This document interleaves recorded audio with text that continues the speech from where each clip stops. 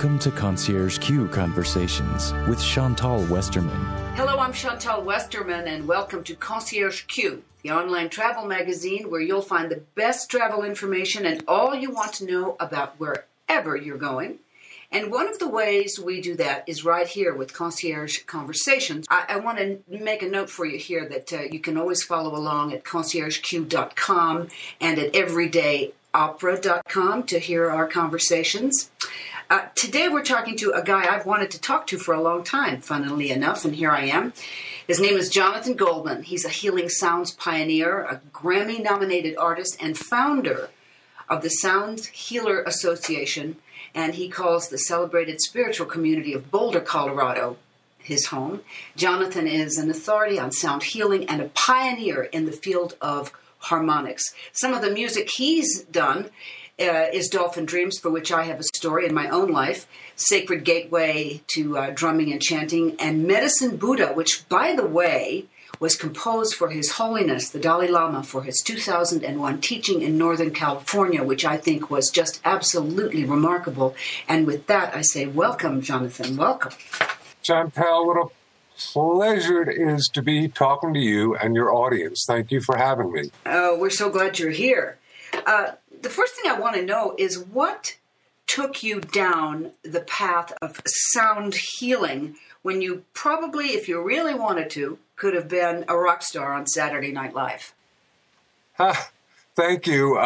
Great question. I'll try to keep the answer brief. I was playing in a rock band in a seaside bar in Marshfield, Massachusetts, and I was coming back from break with my band, strapped on my guitar, plugged in everything, began singing, and all of a sudden became aware that the ambiance that I was creating with the group was sort of creating this atmosphere of negativity and violence. Now, no doubt the alcohol and the other intoxicants that people were imbibing and were also creating this ambiance, but I knew that the music that I was creating was helping induce this, and I just had the thought, what if music could be used to make people feel good? And then the idea of literally using sound for healing entered my psyche a couple of weeks later. But mind you, I'd been performing in front of audiences since I'd been 15 years old. So, the question was, why was that night different than every other night? And why should I have that revelation? Anyway, that's what occurred. And I literally did a 180, turned my life around, and pulled an album that I had off that was pick hit of the week in Billboard, pulled that off the entire marketplace and began researching the uses of sound and music for healing. How does sound affect us? And more importantly, I think it's probably a double-pronged question. How does sound affect us? And I mean in terms of healing, let's say. And why? Why does it affect us? Well, Chantal, sound affects us on many different levels. Mm-hmm. On one level, it goes into our ears and into our brain. And when that happens, by listening to different sounds, it affects our heartbeat, our respiration, and our brain waves. So literally, our nervous system gets attuned to the sounds that we're listening to. On another level, when we listen to sound, the sound goes not only into our ears, but into us on a cellular level and actually affects us on a very, very deep level, affecting us on a cellular, molecular DNA aspect. And finally, when we make self-created sounds, such as either humming or chanting or making or singing in the shower, anytime you sing, you have all sorts of different hormones and neurochemicals being released, including melatonin, nitric oxide, not nitrous oxide, but nitric oxide, which is actually a very, very important healing molecule. Mm-hmm. And when you sound together with somebody else, you actually have the release of something called oxytocin, which is a trust chemical, which is, really an amazing thing, because when you make sound with somebody else, the barriers that exist between us disappear. And it creates trust. Yeah, isn't that amazing? That's amazing. That's incredible. So sound can calm us. For example, I imagine part of the sound you're talking about is sound for people who suffer terribly. And there are so many people in the world today who suffer from panic disorders, panic attack, anxiety, insomnia. Sound can affect that, right? And heal that. Well, in a very, very big way. And I, for example, a lot of the music that I create first and foremost for myself.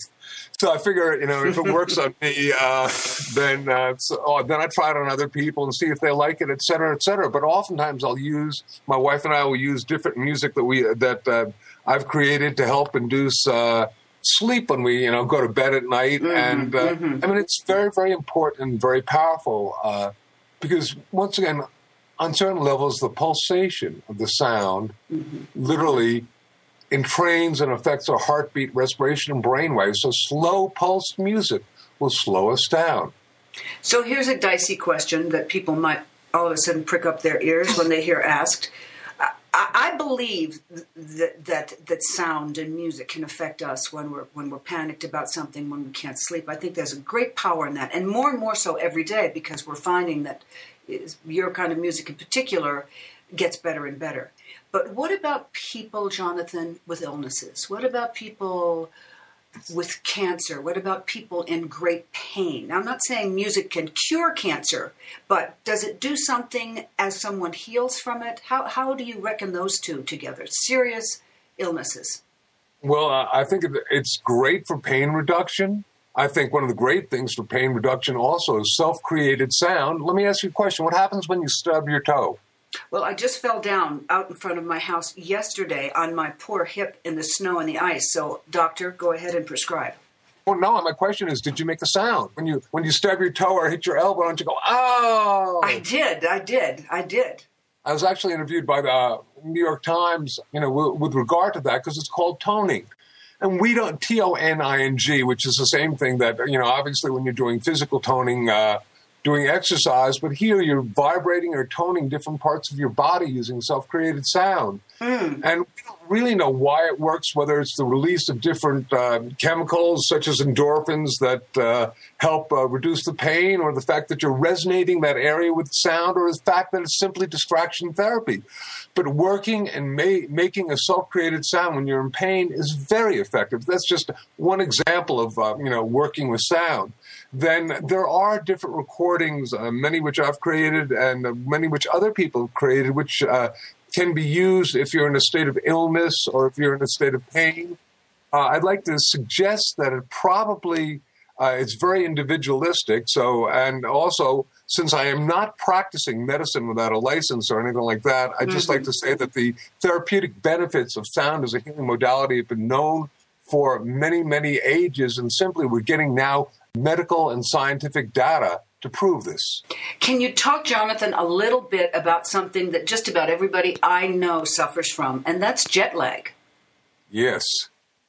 Well, Chantal, one of the great things in terms of working with jet lag, first of all, I have to tell you, and once again, I'm such a huge proponent of the voice as a healing instrument and doing toning. And this is not, people think, well, I'm not a trained musician or I'm not a trained singer, I can't do this, but I'm talking about literally sitting there and going, or just making a tone literally causes the release of all those different neurochemicals and hormones that I was talking about in the beginning. That's number one. Number two, like, for example, when you're on a plane, I have a very dear friend who is an extremely well-known blues musician.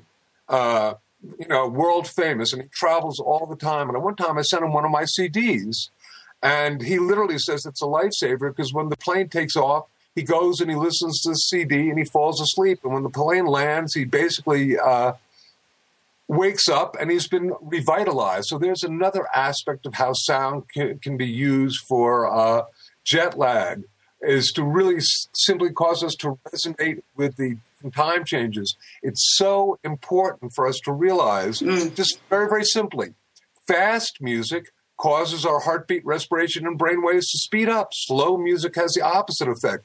Now, if I'm wanting to do aerobics, I'm not going to listen to any of my music because it's going to have a counter effect. But if I'm going to want to chill out, I'm not going to want to listen to the Rolling Stones' Jumping Jack Flash.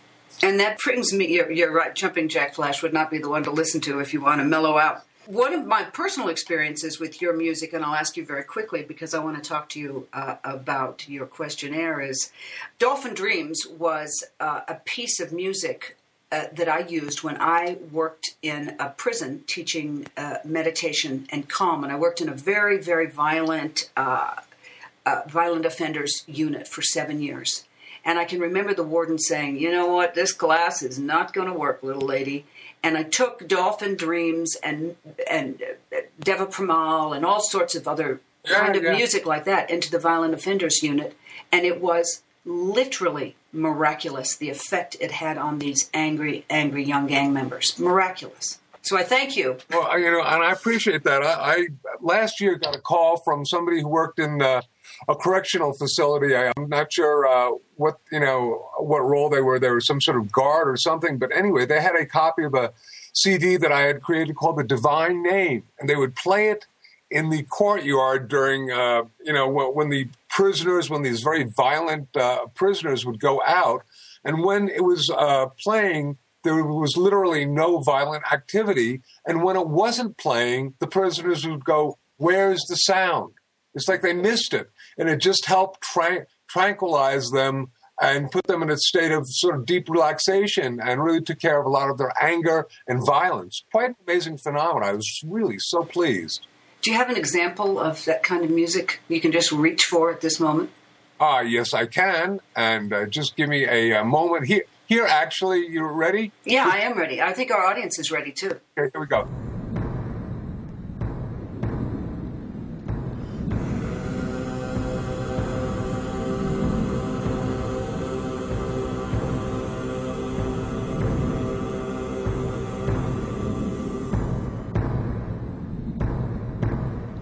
Wow, that's amazing music. I could feel the hair on the back of my neck go down.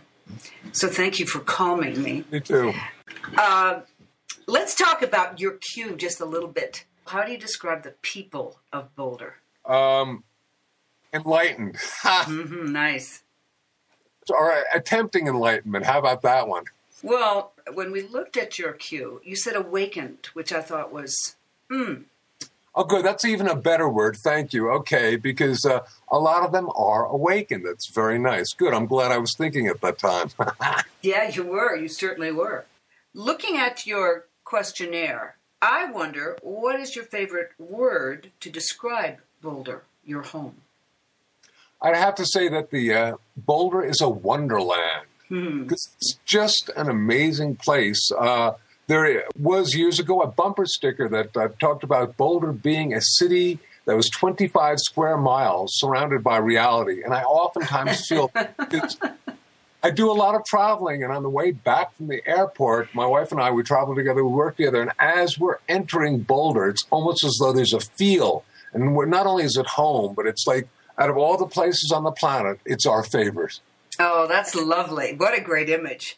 And what about food? You know, people say that Boulder is one of the healthiest places to eat. And recently I've begun eating very organically. And I want to come to Boulder and eat a great organic meal. So direct me.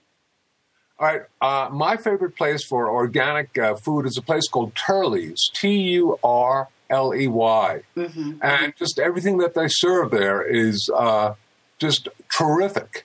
In terms of being healthful, organic, etc. And if you're in the mood for a great steak, probably the best steak place that I know in Boulder is a place called The Cork. So from the Sublime to the whatever it is, from totally healthy, organic, we got Turley's. For the best steak, it's The Cork. And what about a great cup of coffee? I would go to Vic's, which is, there are actually a couple of different Vic's, and that's VIC''S. And it's just, for a good cup of coffee, can't get any better than that. And great conversation, I bet, at Vic's, I would say. Well, you can get good conversation anywhere in Boulder because Boulder is just that kind of place, whether you're standing in line, whether you're having a cup of coffee, or whether you're just walking down the street. I love that. I'm going to bring this up because, of course, I know you would not, but there's a wonderful bookstore in London called Watkins Books. And every year they release a list, they compile a list, I should say, of the 100 spiritual, power list. It's the 100 most influential spiritual people they can list. And you're on that list. You're on that list this year, which is really, really remarkable. I mean, you are in very, very good company. When did they tell you? And how did that make you feel to be on the list of the 10 most spiritually influential living people? Well, okay. I really give thanks. And it was this list of 100 most influential. And I'm really, really pleased to be up there with Oprah Winfrey and the Dalai Lama. Yes, you are. I got the news about 2 or 3 weeks ago, and my first thought was, no, they've got the wrong Jonathan Goldman. But they didn't. I figured there's somebody else with my name, and they, just somehow contacted me, but it was me, of course. And I guess my work with sound healing somehow has had some major influence on the planet. And all I can say is I give thanks because the work with sound is just really powerful for not only personal healing, but really we're going to find out in the very, very near future that it's going to be very, very powerful for actually healing and creating harmony and balance on our planet. Do you ever work with Ken Wilber, who lives in that neck of the woods? Ken is on that list too, and although he might be in Hawaii right now, but no, we have not worked together. There's one of the things about Boulder, which is very interesting, is that spiritually it's a city of many Indian chiefs, for one of the terms, so that, there are a lot of really well-known, renowned people who are authors, teachers, etc., who live here in Boulder. When is your next workshop? I can just feel our audience listening to this saying, I hope she asks where I can see him. When's your next workshop and where is it? The next one's going to be at a place called Sivananda Ashram on Paradise Island in the Bahamas in about 10 days from today. And so I think we're leaving somewhere around the 18th of April. And we're going to be there teaching a divine name workshop. And that ought to be really interesting. And then after that, we're doing something in, believe it or not, Minneapolis, which is going to be a whole lot colder, but it's probably going to be, there's a major sound conference there, and my wife Andy and I are the major presenters. And then once a year, in a place called, check out the name, Loveland, Colorado, at Sunrise Ranch, which is probably one of the oldest spiritual communities in the United States, we do a 10-day Healing Sounds intensive. And it's just an outrageous thing. We get about 100 people, and it's just brilliant. So perhaps one of these days you all will show up there. Oh, I'd love to show up there. I was just going to say, who comes to these? Do you have to have some kind of experience in sound? Do you have to have be a musician? Or can you be a complete novice and just come just because Spirit tells you to? Well, my wife, Andy, who's a holistic psychotherapist, when people call up to arrange, she actually does like an hour-long interview just to make sure they're ready for it. We have people who are just basically called. We have world-renowned teachers come to learn. And then we have novices and people who are just in between who just think, oh, wow, I want to find out about sound as a healing modality for transformation. It's not a place, if you're sick, that we want you to get well. That's something else. This is a teaching thing where we literally teach you how to use sound so that you can teach others. And therefore, this can sort of like... if you like, spread like a multifoliate wave of consciousness throughout the planet. What is your favorite outdoor activity in Boulder? What's the thing you most like to do outside? Because it is considered one of the healthiest cities in the United States. I like to take a walk with my wife in the wilderness. How about that? Or in nature. That is my favorite activity. You have these gorgeous mountains in the background, and winter, spring, summer, or fall, the foliage may be different, but the energy is just great. So I like to walk outdoors here. And maybe that's one of the reasons why Boulder is, is that people like to walk and be outdoors. And the weather is pretty nice. A lot of people go, oh, you're in the Rocky Mountains, got to be freezing. No, it was 80 degrees yesterday. It was 23 here in Idaho and snowing, just so you know.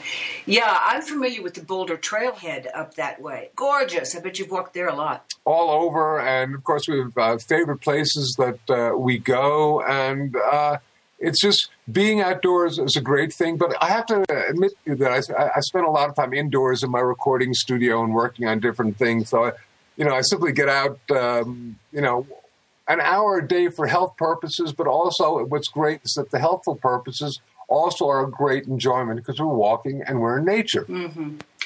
Being a music guy, you must love movie soundtracks, because I think when you watch a movie, the soundtrack is everything to a movie. What are your favorite movies in terms of music that really reaches out from the screen and touches you that you've seen? That's not fair, because I just had an hour-long conversation with a dear friend of mine. We're working on a project together, and during coffee at Starbucks, we began talking about movie soundtracks, and the conversation continues, and that was about 4 days ago. Oh, lucky me. It's all fresh in your mind. And that question just came from out of nowhere, so go ahead.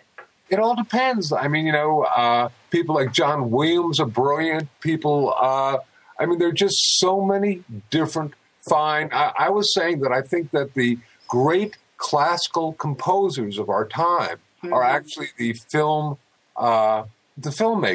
the people who do the soundtracks for them. And I have, for example, even a dear friend by the name of Kitaro, who's a Oriental musician, and he did the soundtrack for an Oliver Stone movie some years ago. I think it was called Heaven and Earth. And it was a brilliant soundtrack.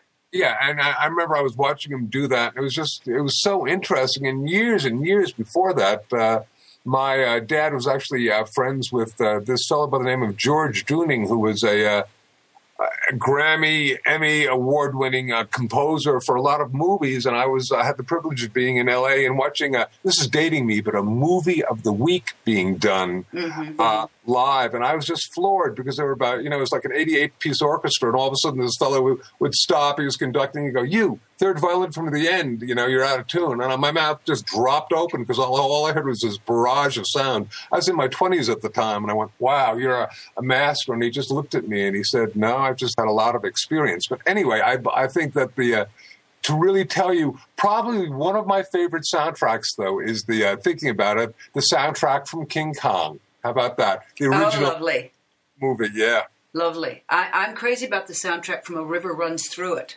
That's pretty fabulous. I mean, there's so many different types of people, like Clint Eastwood, brilliant, and very, very, very ambient type of music versus Williams, who's got this whole stunning, glorious Hollywood type of thing versus, you name it. From my perspective, I have a degree in filmmaking, so the utilization of sound and music together is what creates overall cinematic gestalt, a cinematic experience.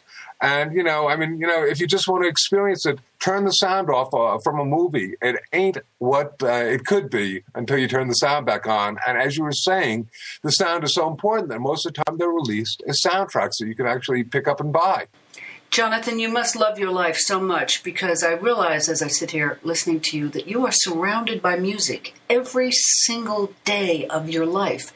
And so many of us are not. We're surrounded by a cacophony of sounds, which is trucks and horns and people yelling and garbage trucks. But you are surrounded by music. You must feel so blessed.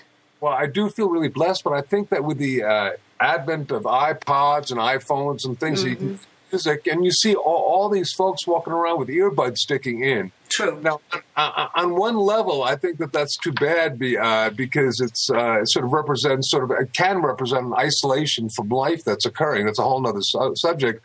But on another level, too, people can at least expose themselves to the music that they like.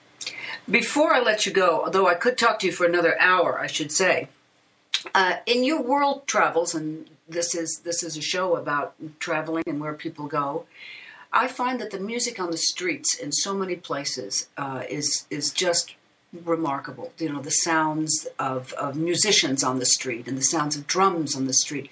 Is there a place in the world that you've traveled where you have said, "Ooh, I like the sound of this place"?